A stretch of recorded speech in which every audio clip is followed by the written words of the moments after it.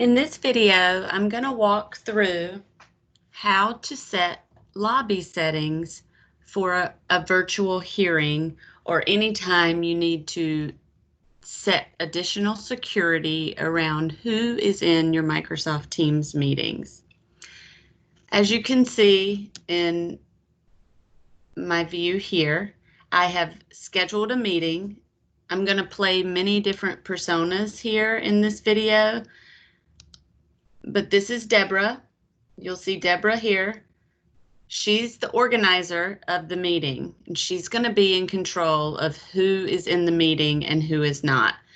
So the first thing you do as the meeting organizer is schedule the meeting. Once you've scheduled the meeting, you click back into it, such as I did, and go into meeting options.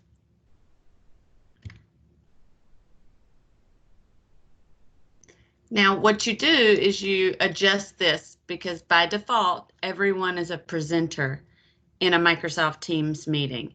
So that means everyone has the ability to start and stop the recording if you're inside the same organization, or mute participants, share your screen, etc. So here is where you can downgrade people from presenter to attendee. So for this, I actually want to maybe make myself only the presenter, and I want to make sure that only me, I'm the only one that can bypass the lobby. So that means that I bypass the lobby, and then where I've downgraded everyone else to an attendee, I can then also control who permits people into the lobby. So I'm going to save this setting.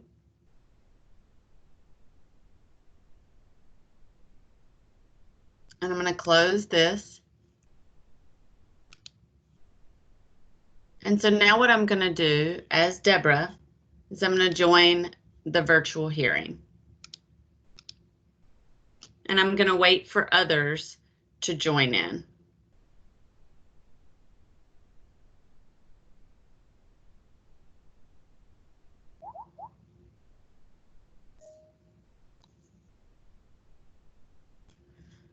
Perfect. So I see Nestor's waiting in the lobby. I'm going to admit him as Deborah. But then I'm going to look. Now I'm sorry, I had the feedback loop from my iPad playing Nestor, so apologize for that. I'm going to switch to Johanna. You notice her persona here.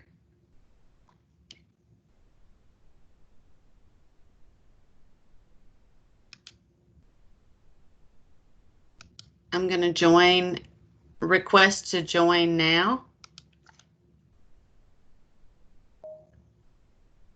So you notice I'm sitting here in the virtual lobby as Johanna. This is what it is going to look like for the individuals as they sit in the lobby. When I switch back to Deborah, here's Deborah's persona again. It shows me that Johanna's in the lobby. And on my iPad, Nestor does not have this prompt because he is an attendee and he is not in a presenter role for Teams. So I'm going to admit Johanna into the lobby. And then I'm also going to join lastly with the administrator.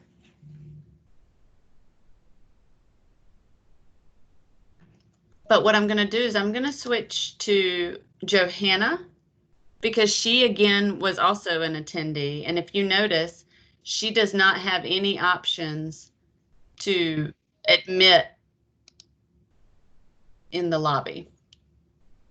It doesn't even show that there's anyone sitting in the lobby for this persona. So I'm going to switch back to Deborah, who is the meeting organizer, and you will notice that the administrator's waiting in the lobby. So that's perfect. I'm going to admit the administrator. And then lastly,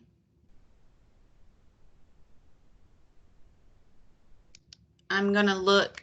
I added an external email so that you could see this from just a random external user. So for a hearing, it could be the defendant, or if this was a child support case, this could be one of the natural parents, for example.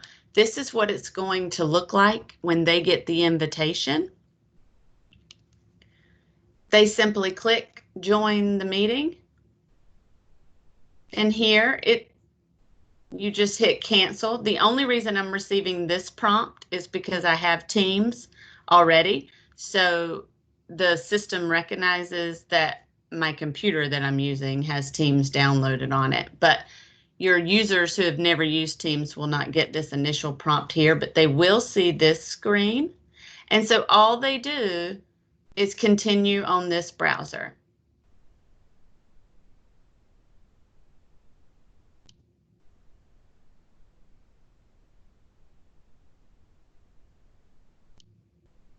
Moving a little bit slow with my internet.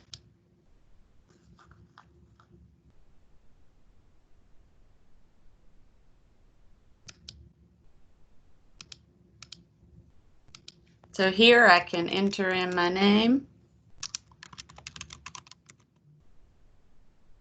I can hit join.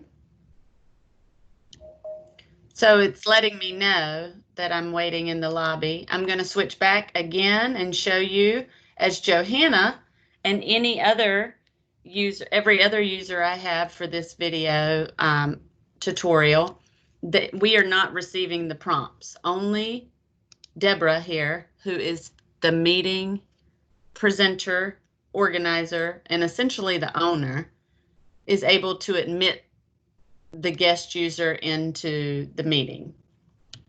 Now, as a final point of reference, this is what it looks like for the external party, but say you need to remove, so I'm back to Deborah. I need to remove Stacy Strickland because it's time to have a private conversation with the other parties, and there is PII information that's confidential and Stacy cannot hear this. So as the meeting organizer and presenter again in Deborah's role, I can remove Stacy. And just to switch back into Stacy's, this is what it looks like. So I've been removed from the meeting. So when I do this, as you can tell your users, is all you have to do is click rejoin.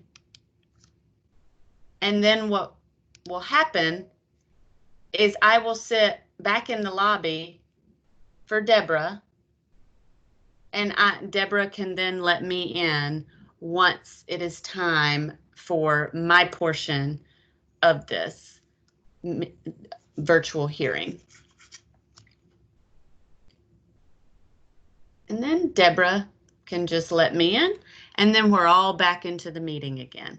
And that's a very quick tutorial on how you can adjust your meetings to fit your needs and keep your security while you're conducting virtual hearings.